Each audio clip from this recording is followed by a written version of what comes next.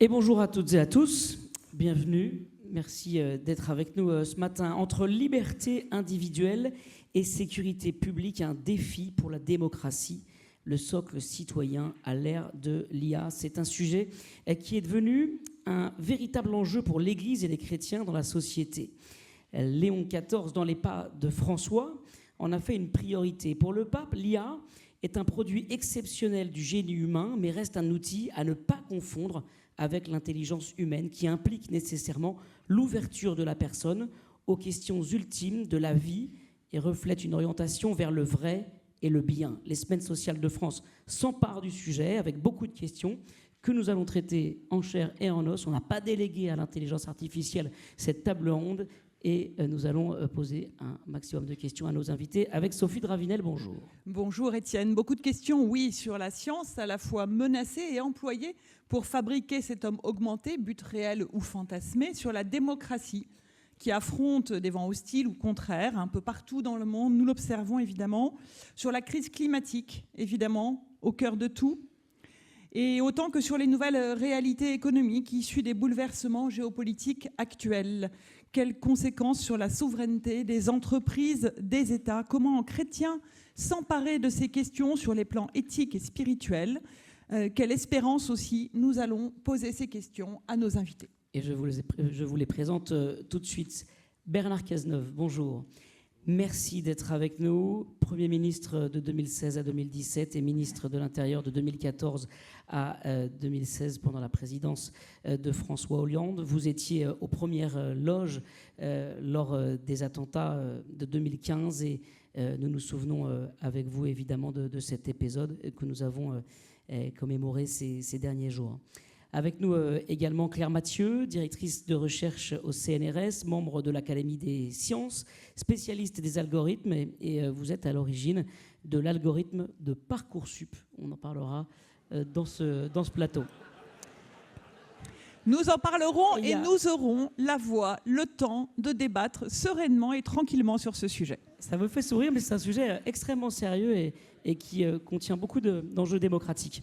Avec nous également Arnaud Danjean, ancien député européen de 2009 à 2024, spécialiste des questions de défense européenne. Merci à vous trois d'être avec nous ce matin.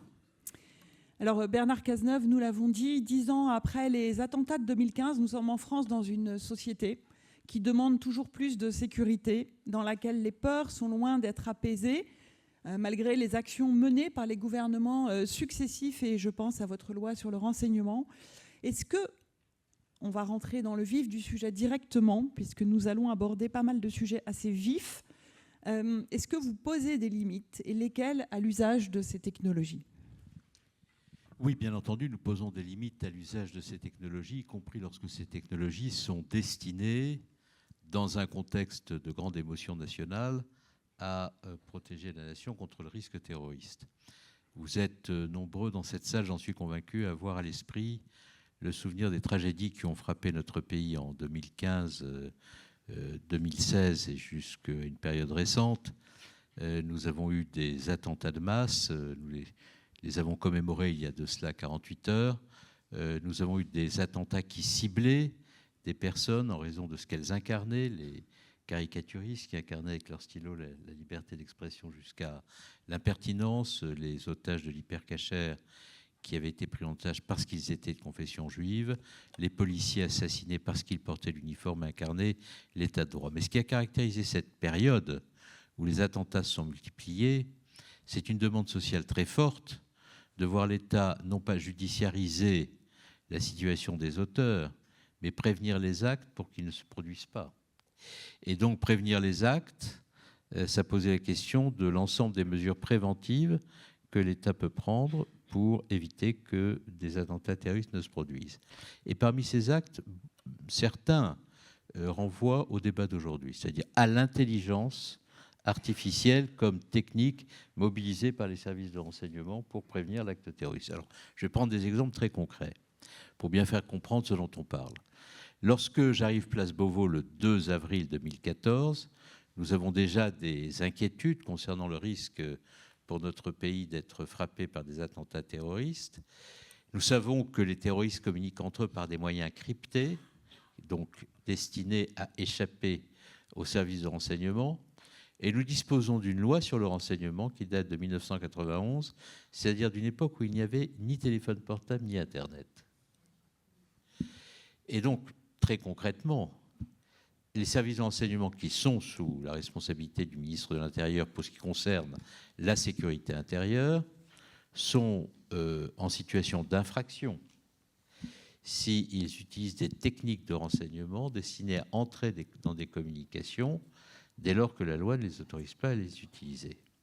Et donc nous avons à ce moment-là dû prendre des dispositions destinées à renforcer la sécurité, c'est-à-dire à prévenir les actes terroristes, en mobilisant des techniques. Alors quelles sont ces techniques ?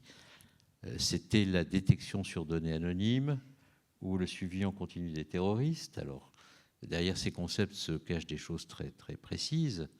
Le suivi en continu des terroristes, c'était l'utilisation d'algorithmes plugués sur le flux des communications Internet, les algorithmes étant conçus de telle sorte à faire ressortir dans les échanges Internet les comportements qui pouvaient être annonciateurs d'une intention de passage à l'acte.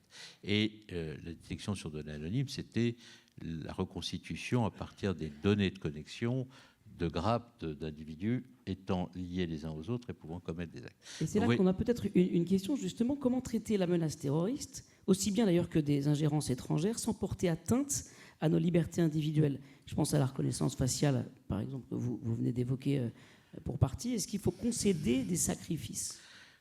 Alors, j'allais y venir. Et dès lors qu'on utilise ces techniques, vous avez raison d'indiquer qu'elles peuvent être attentatoires aux libertés fondamentales. Et incontestablement, si vous pluguez un algorithme sur des flux de communication, qu'il n'y a pas de possibilité de comprendre comment fonctionne cet algorithme, que cet algorithme fonctionne comme un filet maillant récupérant, ça pose un problème. Bon. Et donc, ça ne peut se concevoir, ce type de disposition, que dès lors qu'il y a un contrôle s'exerçant sur les services considérablement renforcé.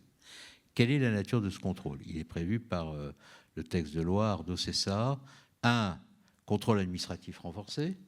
On a transformé l'ancienne haute autorité par une haute autorité administrative avec des moyens beaucoup plus intrusifs et renforcés pour contrôler les services.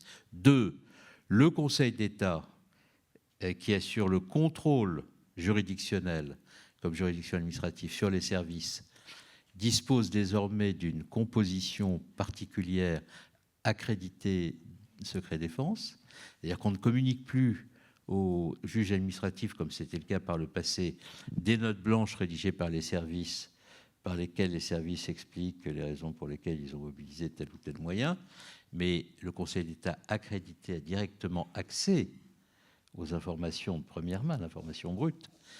Troisièmement, le juge pénal peut être saisi par le juge administratif si le juge administratif constate dans l'exercice de son contrôle juridictionnel une infraction pénale, y compris d'ailleurs la haute autorité administrative. La délégation parlementaire au renseignement voit ses pouvoirs de contrôle renforcés et les commissions des lois de l'Assemblée nationale et du Sénat ont été constituées en commission d'enquête permanente, contrôlant pendant toute la durée de l'état d'urgence les technologies utilisées, et y compris en matière de renseignement. Vous avez raison aussi de souligner que sur les sujets de reconnaissance faciale, ça ne marche que dès lors qu'on concentre des données biométriques. Et c'est la concentration de ces données biométriques dans un dispositif centralisé peut être utilisée par un État autoritaire pour porter gravement atteinte aux libertés fondamentales. Ça s'est produit dans des pays africains notamment, ça fait l'objet de procès de caractère pénal, où ces données biométriques ont été centralisées et utilisées pour porter atteinte aux libertés fondamentales. Là, le principe est le même. Il faut un très haut niveau de contrôle démocratique sur l'utilisation de ces données pour éviter ces dérapages. Alors justement, ce très haut niveau de contrôle démocratique, ce consentement, Claire Mathieu, vous êtes un peu aussi notre caution scientifique sur ce plateau et vous faites partie de ceux qui conseillent les acteurs politiques. Vous circulez pas mal aux États-Unis où vous étiez encore récemment. Est-ce que vous nous diriez quel regard vous portez sur les influences effectivement de ces technologies, des grandes entreprises, donc des enjeux économiques de ces technologies sur les démocraties occidentales et pas seulement aux États-Unis ? Bonjour, merci. Je dois dire d'abord que mon domaine de spécialité concerne les algorithmes. Tout le reste, c'est des choses que je connais plus ou moins. Ensuite, je pense que pour moi, une évolution de mon point de vue depuis une dizaine d'années, c'est la méfiance devant la montée des gouvernements autoritaires ou de l'autoritarisme des États.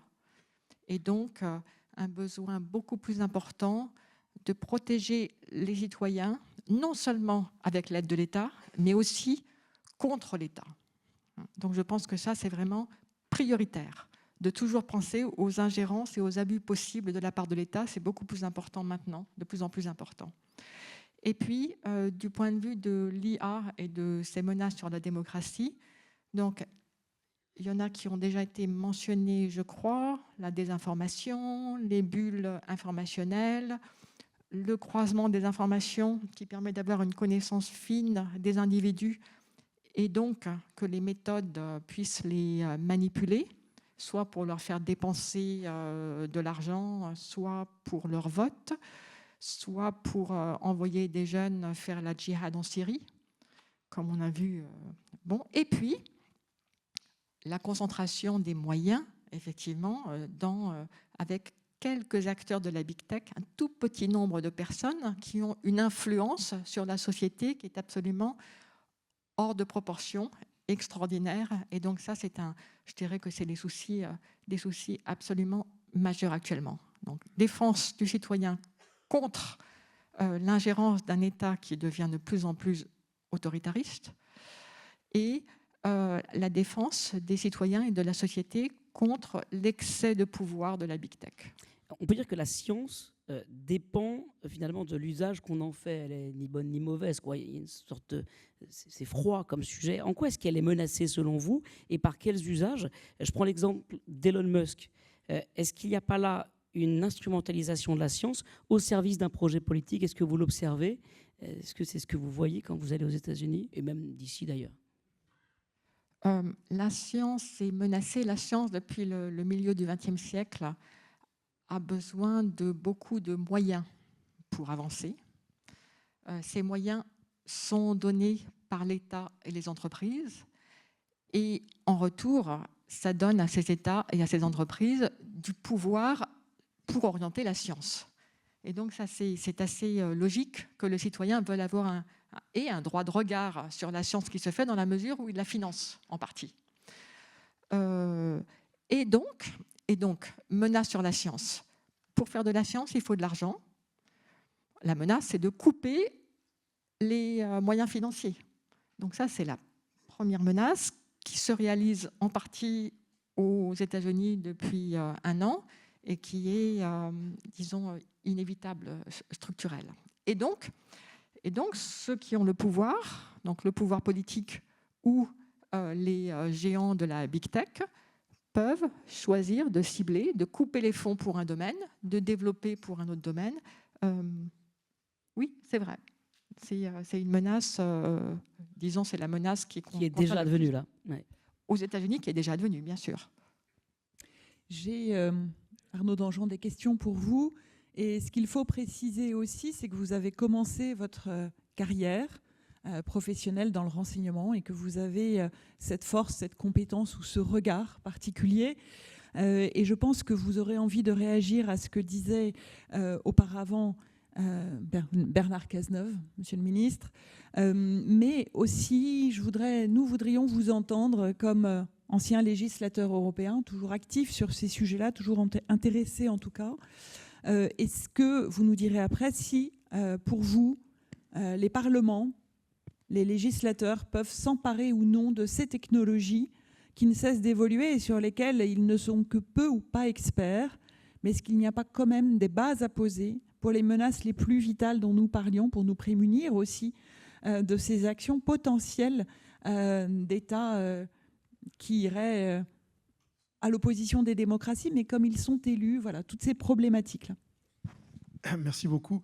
En appui à ce que vient de dire Bernard Cazeneuve, dont je souligne bien que nous étions dans des familles politiques différentes, que j'ai toujours apprécié l'action et nous avons coopéré très utilement, je crois, dans les positions qui étaient les nôtres au moment des tragiques qu'il a évoqués. À l'appui de ce qu'il vient de dire, en tant que modeste praticien du renseignement, alors je venais d'un service qui n'était pas sous la direction du ministère de l'Intérieur, mais sous la direction du ministère des Armées, l'IA, ça peut être un peu contre-intuitif, mais l'intelligence artificielle peut permettre d'être beaucoup plus efficace en étant beaucoup plus, entre guillemets, démocratique et contrôlable. Je m'explique.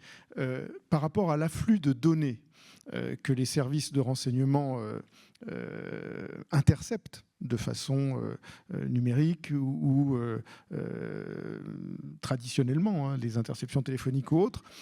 Avant, on pratiquait, parce qu'on n'avait pas d'outils d'analyse très puissants, on pratiquait ce qu'on appelle la pêche au chalut, c'est-à-dire on récolte énormément de données, beaucoup de données, beaucoup trop, j'allais dire, et puis le tamis était pas très fin, à vrai dire, parce que les technologies ne le permettaient pas. Aujourd'hui, les technologies, la sophistication des algorithmes permet d'être beaucoup plus, je vais mettre des guillemets à l'adjectif que j'emploie parce qu'il peut être dévoyé, mais beaucoup plus discriminant, au sens qu'on va beaucoup plus tout de suite sur les profils dangereux et qui nous intéressent. Et donc, de ce point de vue-là, c'est un progrès, et c'est un progrès aussi en termes de contrôle sur les activités et de restriction à des accès auxquels les services de renseignement devraient se limiter.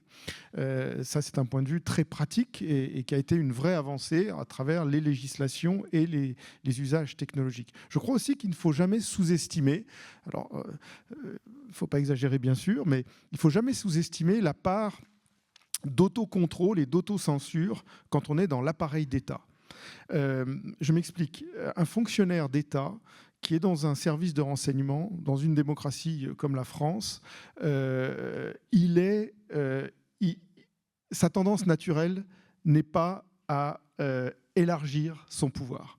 Alors il faut se prémunir contre les abus, et pour ça il y a des juridictions administratives et judiciaires, mais je dois dire que moi j'ai toujours trouvé des gens extrêmement professionnels et que ce professionnalisme consiste aussi à s'auto-censurer sur un certain nombre de pratiques. Alors, on ne peut pas miser que là-dessus, je suis bien d'accord avec vous, il faut faire attention, mais il ne faut jamais sous-estimer ça. Pourquoi je dis ça ? C'est en rapport avec les acteurs privés qui sont mus, eux, par d'autres intérêts que l'intérêt de la sécurité publique. Et ce qui m'a toujours frappé avec l'évolution du numérique et des géants de la tech et de la sophistication de la technologie, c'est que nos citoyens, spontanément, beaucoup d'entre eux vont porter un regard très critique et très inquisiteur contre l'appareil d'État, qui serait menaçant dans l'usage qu'il va faire des données. Mais ces mêmes citoyens qui vont mettre en accusation l'État, alors que l'État est très encadré, vont, de façon volontaire, abandonner un nombre incroyable de données personnelles à des acteurs privés dont on ne connaît pas du tout les intentions. Donc parfois, il y a un hiatus entre l'exigence qu'on a vis-à-vis de l'État, et qui est tout à fait légitime, encore une fois, et celle qu'on a vis-à-vis des acteurs privés. C'était la première chose que je voulais dire par rapport aux évolutions qu'on a pu connaître dans l'appareil d'État sur l'aspect sécuritaire. Et j'entends que Bernard Cazeneuve veut réagir à ce que vous dites. Moi, j'ai une question peut-être pour l'un et l'autre, l'un ou l'autre, vous trois. Est-ce qu'on sait mesurer l'impact de l'IA dans la diffusion des ingérences étrangères, par exemple? Est-ce qu'au niveau européen, c'est quelque chose qu'on mesure? On a des curseurs d'évaluation, et je pense évidemment à la Russie. Oui, ça c'est massif.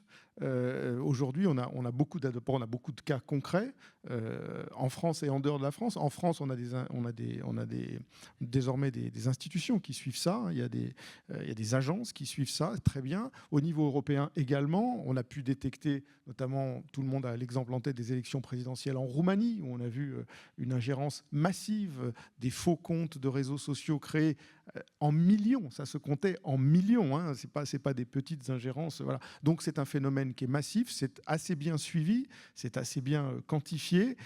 C'est difficile malgré tout. La détection est assez facile.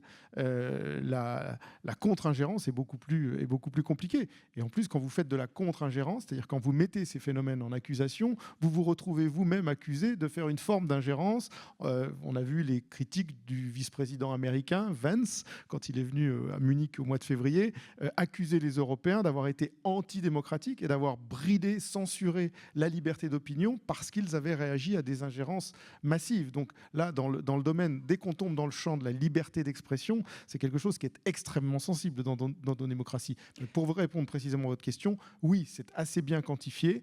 L'IA aujourd'hui est un multiplicateur, un aggravateur de risques d'ingérence par la diffusion massive et deuxièmement aussi par la création de ce qu'on appelle les deepfakes, c'est-à-dire la création de toutes pièces, de discours, d'images qui ne sont pas la vérité, qui ne sont pas la réalité et qui véhiculent des messages hostiles. Moi, je voudrais redonner le micro à Bernard Cazeneuve pour poser la question que je vous ai posée, que je vous repose du coup, Monsieur le Ministre. Est-ce que le législateur peut travailler sur ces sujets-là, ou est-ce qu'il est forcément débordé, ou est-ce qu'il faut, et après Claire Mathieu, vous nous direz votre avis, ou est-ce qu'il faut quand même tenter de légiférer ? Je pense qu'il est impératif que le législateur s'occupe de ces questions. S'il ne le fait pas, compte tenu de la puissance économique, financière, technologique des grands opérateurs Internet, nous aurons une désagrégation progressive organisée par eux de ce à quoi nous tenons le plus, c'est-à-dire l'universalisme, le respect des valeurs démocratiques. Je vais vous raconter une petite anecdote à ce sujet. Lorsque les attentats de janvier 2015 se sont produits, dans la nuit des attentats de Charlie Hebdo, il y a eu une flambée sur Internet et sur les réseaux sociaux de messages appelant et provoquant à l'antisémitisme, au terrorisme, etc. Bon. Nous avons identifié ces messages avec le concours d'une plateforme du ministère de l'Intérieur qui est la plateforme Pharos, et nous avons demandé le retrait de ces messages aux opérateurs. Résultat, 10% de retrait et 90% de messages maintenus, au point que les messages maintenus en engendraient d'autres, dans un contexte de crise terroriste extrême. Bon. Un mois après ces attentats, voyant que nous avions ce problème et que nous ne parvenions pas à tomber d'accord avec les Européens pour prendre des dispositions par l'intermédiaire d'une directive, j'ai décidé d'aller tout seul, avec mon petit cartable et mes collaborateurs, dans la Silicon Valley pour rencontrer les grands opérateurs Internet. Alors, je reçois un coup de fil de la conseillère sécurité du président Obama, avec laquelle je travaillais beaucoup, qui s'appelait Lisa Monaco, qui me dit « Est-ce que vous pouvez passer à la Maison-Blanche avant d'aller en Californie ?» Je ne sais pas tout à fait la même direction. Enfin, si vous me demandez, j'y consentirais bien volontiers. J'y vais. Et elle me dit, vous savez, c'est étrange votre idée d'aller seul là-bas. Le président Obama a essayé de discuter avec les grands patrons. Il n'a rien obtenu, donc on ne voit pas très bien ce que vous allez obtenir. C'était une manière de motivation, d'encouragement, à la veille d'un déplacement compliqué. Et puis, je reçois un coup de fil d'Eric Holder, qui était l'attorney général, qui avait pour caractéristique de mesurer 2 mètres, ce qui m'impressionnait beaucoup. Et il me dit la même chose. Il me dit, n'y allez pas, et si vous y allez, rendez-nous compte quand vous reviendrez. J'y vais quand même. Bon. J'arrive à San Francisco. J'avais des rendez-vous, effectivement, mais avec les N-30 de chaque entreprise. Bon. Et j'arrive, il y avait un écran, je me souviens, de 5 mètres sur 15 mètres avec ma photo. Bienvenue au ministre de l'Intérieur français. Enfin, je considérais que c'était une provocation compte tenu des rendez-vous qui m'avaient été accordés. Donc je vais à ces rendez-vous. Et je dis, mais voilà ce à quoi nous avons été confrontés. Alors ils expriment tous leur immense émotion, leur compassion, etc. Je leur dis, votre compassion est sympathique, mais voilà ce que vous diffusez. Ils disent, c'est pas vrai. Je dis, mais j'ai amené mon ordinateur. J'ouvre mon ordinateur et je leur montre. Et bon, on essaie de faire en sorte que la conversation reste aimable, mais tout ça est dilué dans des considérations sans impact et qui ne sont en aucun cas des débuts de solution. Et je leur dis à la fin de la conversation, puisque c'est comme ça, puisque vous ne voulez pas retirer de vous-même ces contenus, ce n'est pas grave du tout. Nous allons faire une directive européenne. J'ai l'accord de mes collègues pour cela, ce qui n'était pas vrai. Et je rentre à l'hôtel. Et je le dis systématiquement à tous mes interlocuteurs. Le soir même, je reçois un appel, on aimerait bien vous revoir demain. Et là, on passe de N-30 à N. Et je vois les patrons des grandes boîtes. Je les vois tous, quasiment. Et il m'a dit, vous n'allez pas faire une directive, c'est abrasif, une directive. Je dis, mais vos contenus, dans un contexte comme celui qui nous a frappés, vous considérez que c'est une amabilité, que c'est convenable, etc. Et donc, 2 mois après, en avril 2015, nous avons signé à Paris un accord par lequel il s'engageait à retirer les contenus. On est passé de 80% de maintien à 15% de maintien. C'est-à-dire qu'ils avaient... Mais ça voulait dire qu'il fallait les menacer d'une législation, qu'il fallait s'organiser avec les autres ministres pour qu'ils relaient la parole, etc. Donc, je pense qu'il faut légiférer. Je pense que ce que nous avons fait, je ne sais pas ce qu'en pense Arnaud, avec le RGPD, a été quand même la première réglementation européenne extraterritoriale vis-à-vis des Américains. On va demander son avis à Claire Mathieu. Bon, ils ont répondu par le Cloud Act, mais on a continué à discuter. Donc il faut, je pense que, et je terminerai par là, vous savez, les Américains ont une caractéristique. Ils ont fait du droit l'instrument de leur puissance. Ils utilisent le droit dans un cadre extraterritorial. Les dispositions du droit américain sur la corruption sont utilisées pour poursuivre les entreprises européennes concurrentes des entreprises américaines. Et si l'Europe n'utilise pas son droit dans un cadre extraterritorial, y compris sur le plan pénal, l'article 83 du traité de fonctionnement de l'Union européenne le permet, il n'y a pas de rapport de force.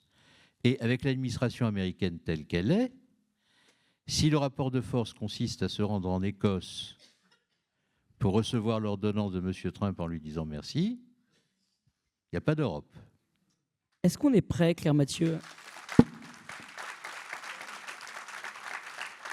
Est-ce qu'on est prêt, Claire Mathieu, à affronter cette nouvelle forme de conflit numérique avec l'intelligence artificielle? Est-ce que sur le plan technique, technologique, on sait faire, on est prêt, on est armé? Est-ce que le rapport de force politique suffit? D'abord, je suis très heureuse de l'existence de la RGPD. J'apprends aujourd'hui comment on lutte contre la désinformation par une approche qui a un respect de la vérité qui est intéressant. Donc ça m'amuse, cette façon d'arriver à une directive qui est vraiment très utile. Bon, sommes-nous armés? Armés. Nous avons, en France, disons, je connais un peu plus la France, nous avons d'excellentes formations, nous avons d'excellents chercheurs.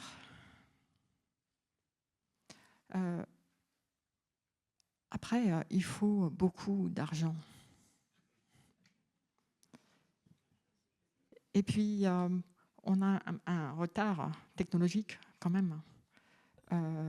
Nous sommes, comme ça a été bien expliqué, nous sommes les premiers prêts à abandonner nos données privées à des acteurs étrangers, juste pour gagner 5 secondes à chaque fois qu'on cherche quelque chose sur Internet. Donc nous sommes très mauvais pour nous protéger individuellement. Je pense que l'attitude va peut-être changer à mesure que les gens découvrent l'ampleur des conséquences de cet abandon.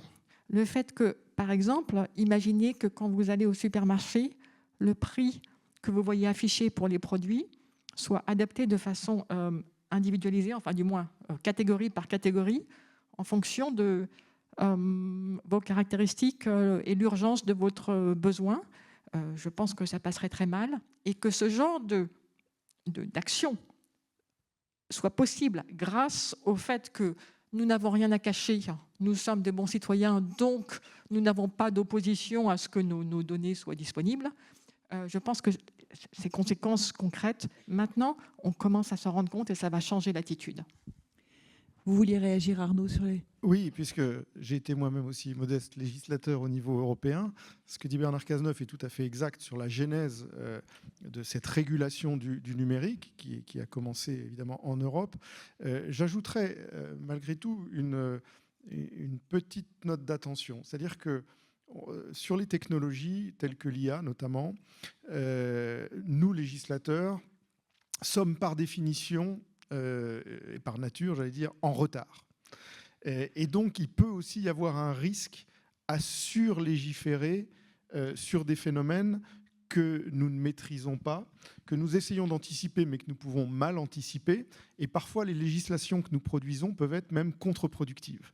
Elles peuvent être souvent inutiles, parce qu'elles sont dépassées par la vitesse technologique, mais elles sont parfois même contre-productives. Je vais vous donner un exemple. Nous avons voulu... en Europe, nous doter d'une régulation extrêmement ambitieuse et complète sur le numérique. Donc nous avons en particulier deux textes, ce qu'on appelle le DMA et le DSA, le Digital Market Act et le Digital Service Act.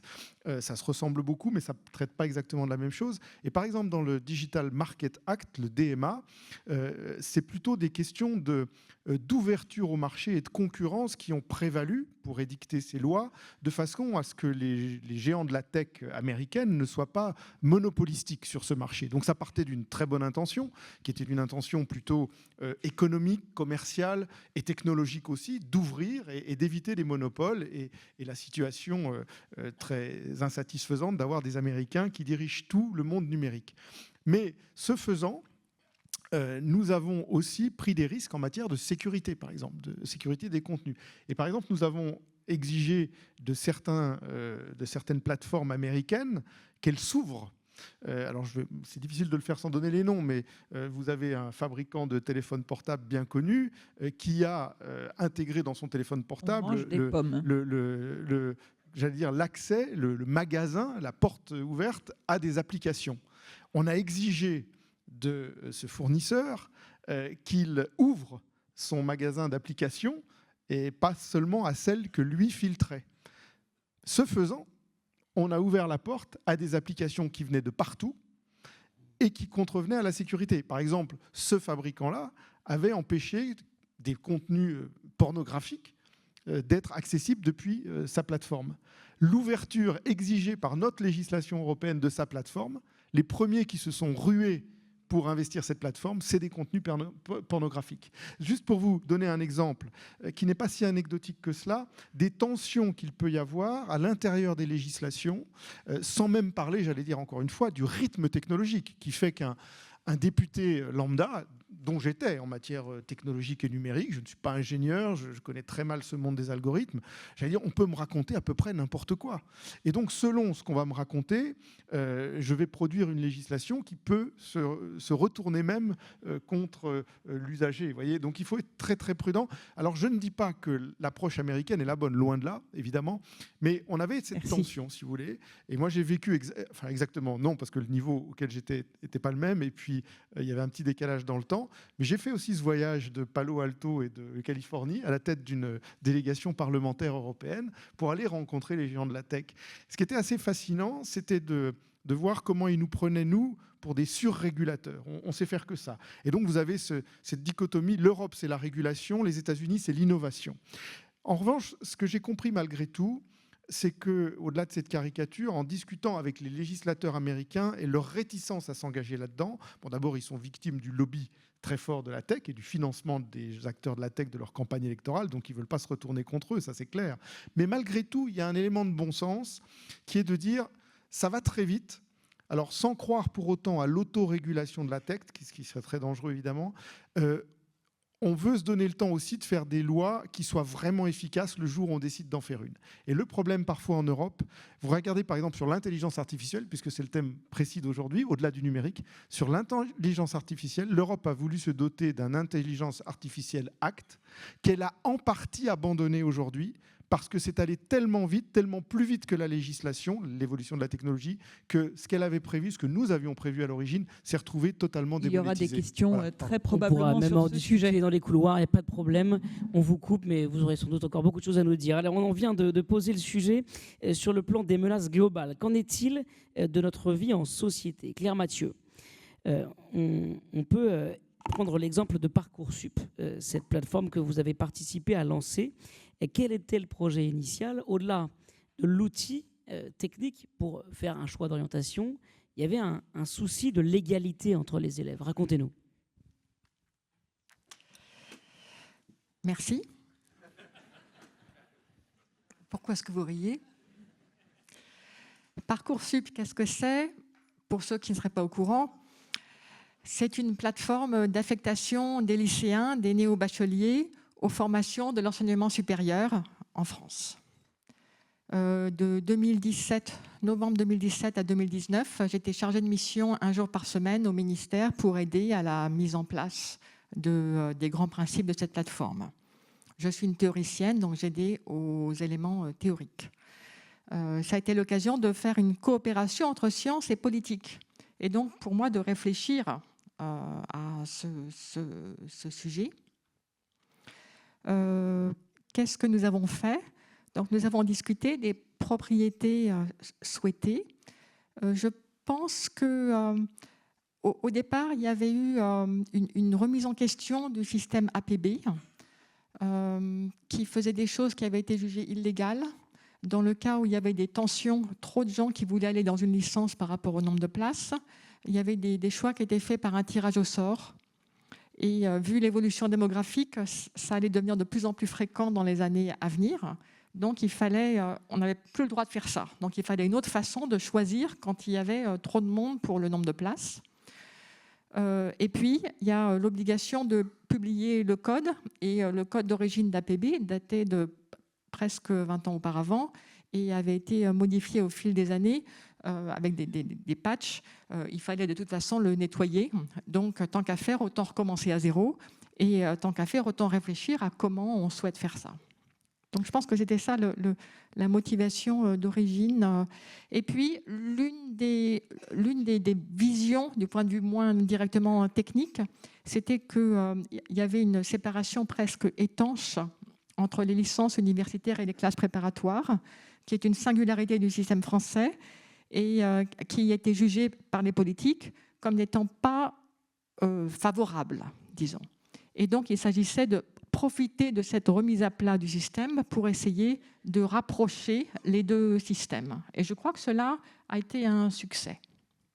Alors justement, on a entendu les réactions de la salle tout à l'heure. Moi, je pense que Parcoursup, et vous allez nous dire ce que vous en pensez, a été aussi un révélateur des difficultés qui préexistaient, d'un système extrêmement complexe qu'il fallait revoir. Et aussi, c'était une expérimentation in vivo de la difficulté à insérer une technologie dans la société, en France en particulier, au sein de notre administration. Ma question, c'est si c'était à refaire, est-ce que vous le feriez les uns et les autres différemment? Et quelle expérience vous avez tirée de votre rapport aux politiques, vous comme scientifique? Donc c'était un petit exemple, puisque nous, on était juste nos chargés de mission pour résoudre un problème précis. Je pense que plus généralement, à chaque fois que les politiques se disent « que dit la science ?», il serait naturel pour eux de se tourner vers la communauté scientifique pour avoir leur avis, puisqu'ils ne sont pas censés quand même être experts en tout. Et donc, les sociétés savantes ou les académies sont des lieux naturels auxquels les politiques devraient s'adresser pour avoir l'état de l'art, le consensus de la communauté scientifique. Mais nous, c'était juste sur un problème très particulier, donc si c'était à refaire. Bon, imaginez que j'ai dit non, et que mon collègue aussi a dit non, imaginez que les scientifiques n'aient pas participé à cette mise en place. Qu'est-ce qui se serait passé? Il n'y aurait pas eu de publication de l'algorithme le premier jour où il y a eu des propositions qui ont été faites. L'algorithme, la méthode a été publiée. La loi nous imposait de la publier sous les 6 mois. Donc, s'il y avait juste eu les personnes qui ont l'habitude de travailler au ministère, elle aurait été publiée à la date limite, moins un jour. Mais nous, en tant que scientifiques, on disait ben non, quand on demande aux gens d'utiliser quelque chose, il faut que le jour où ils commencent à l'utiliser, ils sachent comment ça marche. Donc, on a beaucoup insisté pour cela et avec, disons, on a participé à convaincre. Deuxièmement, il existait quelque chose qui s'appelait un bonus premier vœu, auquel certaines formations étaient attachées. Eh bien, on en a reparlé plusieurs fois. Si nous n'avions pas été là, il y aurait eu un risque que ce bonus premier vœu ait été remis, alors que c'était un ajout qui rompait avec toutes les qualités axiomatiques qui rendaient, les propriétés qui rendaient l'algorithme sous-jacent à Parcoursup mathématiquement cohérent, satisfaisant à des belles propriétés. Troisièmement, il y avait une difficulté technique un peu plus profonde, c'était comment gérer les places d'internat à l'internat en même temps que les places dans les formations. Et donc là, trouver une solution cohérente, je crois qu'il y avait besoin d'expertise technique. Et quatrièmement, suite à ce travail, ça a rapproché les scientifiques du ministère et ensuite, des collègues à moi ont fait une démonstration, une preuve formelle que l'algorithme était correct, qui satisfaisait aux propriétés. Donc ça, c'est très beau. Donc c'est... Oui. Allez, on peut peut-être s'autoriser une toute dernière question à Bernard Cazeneuve pour conclure cette première partie, puis après vous aurez la parole à travers le dispositif qui vous a été présenté pour poser vos questions. Bernard Cazeneuve, comment faire pour que l'IA ne vienne pas accentuer la fracture numérique, en particulier chez les jeunes, entre ceux qui resteront libres face à ces technologies et ceux qui risquent d'être emportés par la vague, celle des réseaux sociaux ou des grands modèles de langage qui voudront penser à leur place? Les quelques éléments statistiques dont on dispose concernant les conséquences de l'utilisation de l'intelligence artificielle par les générations nouvelles montrent que les enfants des classes supérieures ont 3 fois plus de chances d'utiliser convenablement l'intelligence artificielle pour accéder à la connaissance, pour accéder à l'emploi, etc. Il y a donc une inégalité sociale, si j'en crois les éléments statistiques qui nous sont communiqués, face à l'intelligence artificielle qui pose un défi considérable. De la même manière, je ne sais pas si ces statistiques sont exactes ou pas, je n'ai pas de compétences particulières sur ce sujet, je lis et je me documente, mais les éléments qui semblent surgir des études et des articles, c'est qu'à peu près 30% des emplois existants pourraient évoluer fortement, voire disparaître du fait du surgissement. Et d'autres apparaîtront. Et d'autres apparaître, mais dont on ne sait pas encore très exactement identifier le contenu, ni la relation qu'ils entretiendront avec le monde de l'entreprise, l'organisation du corps social, etc. Donc, le choc de l'intelligence artificielle sur la connaissance, la relation entre les territoires, le monde du travail, l'organisation du monde de l'entreprise risque d'être considérable. Il y a un sujet qui a été très largement évoqué par nous tous ce matin, qui est celui de la relation entre les utilisateurs de l'intelligence artificielle, les technologies utilisées pour accéder à la vérité, garder l'esprit critique, etc. Bon. Donc il y a un défi qui se pose au système éducatif. Et c'est pour moi, c'est ça la pierre angulaire. C'est comment est-ce que l'école s'adapte de telle sorte à permettre aux générations les plus jeunes d'avoir l'esprit critique et la distance nécessaires pour pouvoir utiliser ces instruments sans en devenir les esclaves. Bon. Ça, c'est fondamental. Si nous ne réinvestissons pas massivement le champ de l'école, si nous ne faisons pas, comme au début de la Troisième République, de l'école la pierre angulaire de la société, et de la réduction des inégalités face à l'IA, je ne donne pas cher de notre liberté et de la démocratie. Et là, il y a là un sujet qui est vraiment, à mon avis, tout à fait central. Alors, qu'est-ce qu'on peut faire? Là, encore une fois, je ne suis pas un spécialiste des questions éducatives, mais j'ai baigné dans ces considérations comme fils d'instituteur de la laïque, donc c'est ma culture. Ma conviction profonde, c'est que dès lors que la technologie peut nous dispenser d'apprendre, c'est-à-dire faire à notre place ce que nous étions capables de faire dès lors qu'on apprenait, et que par ailleurs, elle peut penser à notre place. Quand je dis penser à notre place, ce n'est pas être capable, à partir d'un ensemble de données, d'avoir une intuition sensible ou une pensée stratégique, mais vous interrogez ChatGPT sur n'importe quel sujet, vous avez une démonstration qui est élaborée. Bon. Et donc il faut éviter de transformer l'humanité en une masse paresseuse qui ne pense plus, et il faut éviter de transformer l'humanité en une masse insensible qui ne connaît plus la notion d'altérité. Et pour moi, la seule solution pour cela, c'est de faire en sorte que l'école soit le lieu de nouveau d'apprentissage des grandes humanités, des œuvres de l'esprit humain, c'est-à-dire de ce qui ne relève pas de la technologie pure. Retrouver le contact avec la création artistique, les disciplines artistiques, les grandes œuvres littéraires, la philosophie qui doit sans doute être enseignée plus tôt, c'est donner aux jeunes générations les armes qui leur permettent, face à l'algorithme, aux deepfakes, aux vidéos transformées, etc., d'avoir le recul nécessaire par l'exercice de l'esprit critique. Il faut que nous devenions tous extraordinairement voltairiens, que nous soyons tous des micromégas regardant l'intelligence artificielle à partir de Sirius. Et Sirius, c'est quoi ? C'est la somme des connaissances accumulées par le contact des humanités, les grandes œuvres de l'esprit humain. Garder notre esprit critique pour ne pas devenir les esclaves asservis d'une machine que nous aurons contribué à créer nous-mêmes. Vous savez que vous reprenez là quasiment les propos du pape. Hein. Pour un enfant de la laïque, vous reprenez quasiment les propos du Saint-Père. Oui. Il y a une connexion. Oui, mais c'est pas un péché de faire ça, vous savez. Mais vous êtes absous. J'espère que c'est pas un reproche que vous m'adressez là. Non, pas du tout. Et le Saint-Père a eu, sur beaucoup de sujets, des pensées qui auraient pu inspirer bien des politiques dont le regard est parfois en angle aigu. Et je crois que le Saint-Père inspire beaucoup de politiques aussi. Donc, en fait, nous voulions terminer par vous demander à chacun un mot d'espérance, mais je crois que les questions... On n'a pas le temps. Absolument. Donc, c'est que là, on a terminé sur un mot d'espérance, quand même. Absolument. Nous avons terminé sur un mot de cohésion et d'espérance. Et donc, nous allons laisser la place à la table des questions, sachant que vous êtes tous les trois disponibles ensuite pour signer des livres, discuter avec les uns et les autres, et donc nous en profiterons. Comme l'intelligence artificielle, c'est quasiment infini ce qu'on pourrait discuter avec eux. Alors, nous avons de nombreuses questions.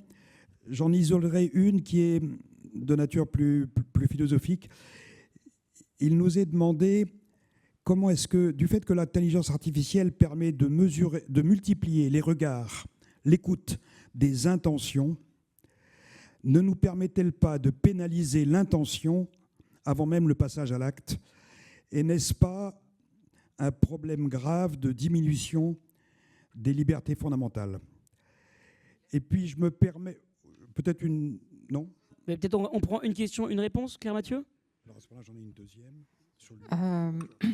Ce problème a été étudié, par exemple, pour la remise en liberté aux États-Unis par un collègue à moi.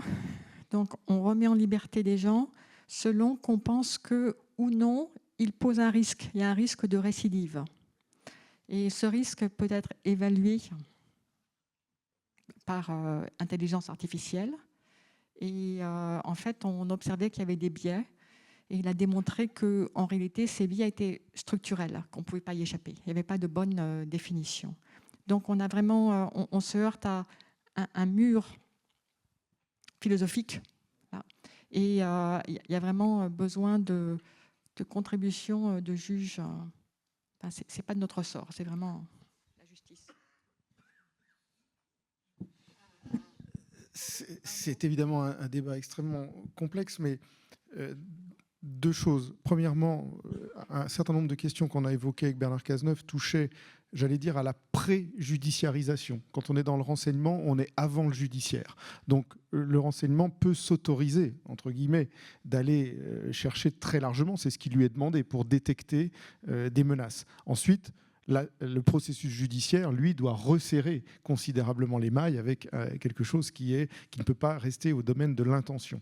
Il doit y avoir des preuves qui sont amenées. La deuxième réflexion que je voudrais faire, c'est que, j'allais dire malheureusement, les faillites humaines existent également. Donc, ce n'est pas un procès que je ferai spécifiquement à l'intelligence artificielle en la matière. Et les exemples que vous donnez, on a malheureusement, tragiquement, des exemples aussi de défaillance humaine dans l'approche, mais parce qu'on est au cœur quand on est dans l'intention, on est au cœur de l'humain, et là, vous ne pourrez pas échapper à ce genre de tension, et l'intelligence artificielle n'apporte pas de solution définitive à cela. Allez, une autre question. Oui, beaucoup de questions autour de la régulation. La première, est-ce qu'il ne serait pas temps de refaire une loi 1978, sécurité et liberté, informatique et liberté, pardon, pour réactualiser cette réflexion? Deuxièmement, est-ce qu'on peut imaginer des autorités de régulation qui auditeraient les systèmes d'IA et qui donneraient en quelque sorte une validité à certains dispositifs, à certains algorithmes, et qui leur permettrait de vivre et de faire vivre leur méthode? Alors, on a le politique et les scientifiques qui se posent la question de savoir qui peut répondre. Peut-être les deux. Monsieur Cazeneuve, si vous voulez commencer. Moi, je peux essayer d'esquisser une réponse sur la loi de 78, Exactement. même si un responsable de la Commission nationale informatique et liberté serait beaucoup plus fondé à le faire compte tenu du nombre de contrôles qu'ils exercent et du retour d'expérience qui résulte de ces contrôles. Le sentiment que j'ai eu, je ne sais pas ce qu'en pense Arnaud Danjean compte tenu de sa longue expérience parlementaire sur ces sujets, c'est que les contrôles de la CNIL étaient efficaces et que la CNIL estimait que les moyens dont elle disposait, sur le plan législatif, je ne parle pas des moyens humains, permettaient d'exercer un contrôle satisfaisant compte tenu des objectifs que la loi de 78 se proposait d'atteindre, et que les évolutions technologiques ne rendaient pas obsolètes les modalités d'intervention de la CNIL.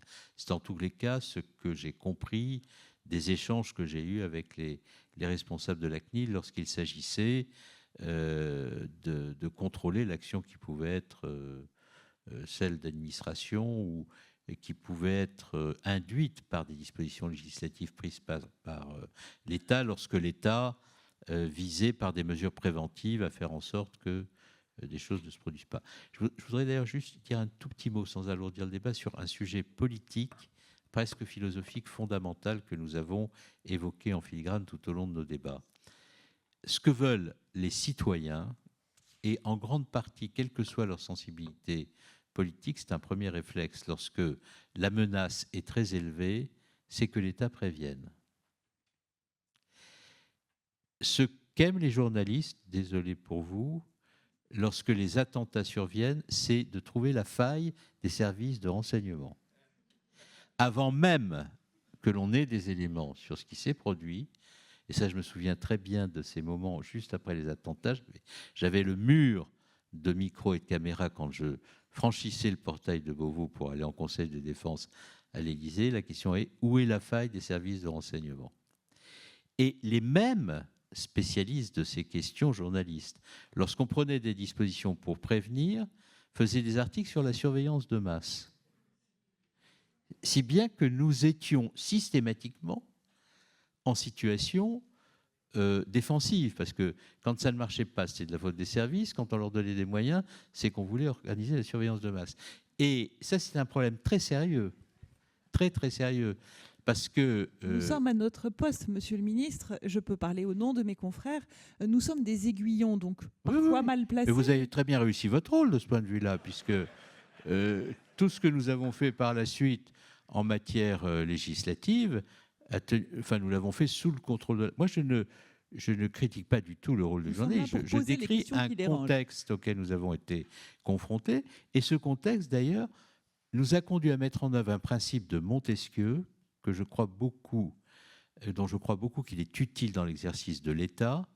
C'est que, et ça rejoint ce que disait Arnaud Danjean sur les réflexes que peuvent avoir un certain nombre d'acteurs de l'appareil d'État sur les questions les plus sensibles, il faut toujours que par la disposition des choses, le pouvoir arrête le pouvoir. Voilà, et le journaliste arrête le politique qui parle.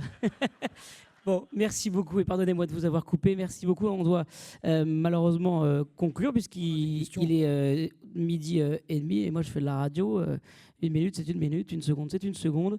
Est-ce que vous l'autorisez dans ce cas 2 minutes pour poser la question à Claire Mathieu sur la régulation et sur le plan technique, l'évaluation de cette régulation? Les audits des algorithmes oui, c'est une bonne idée. À chaque fois qu'il y a une difficulté, tout de suite, les gens se disent qui est responsable. Si une voiture qui se conduit toute seule cause un accident, qui est responsable? Alors qu'on ne comprend pas vraiment l'intérieur de l'algorithme, qu'on ne sait pas cerner exactement la cause de l'erreur. Eh bien, en ce qui me concerne, je pense que les lois qui s'appliquent à tout le monde doivent aussi s'appliquer aux algorithmes. Il n'y a pas de raison de faire d'exception. Donc, si on a des lois qui régissent nos droits fondamentaux ou contre la discrimination, pour ceci, pour cela, elles doivent également s'appliquer aux technologies. Merci. Merci. Merci beaucoup à vous pour votre patience. Claire Mathieu est à disposition pour continuer à discuter avec la salle, comme Monsieur le ministre et comme Arnaud Danjean. Profitez-en, c'était passionnant. Merci Sophie Dravinel. Merci Étienne Pépin.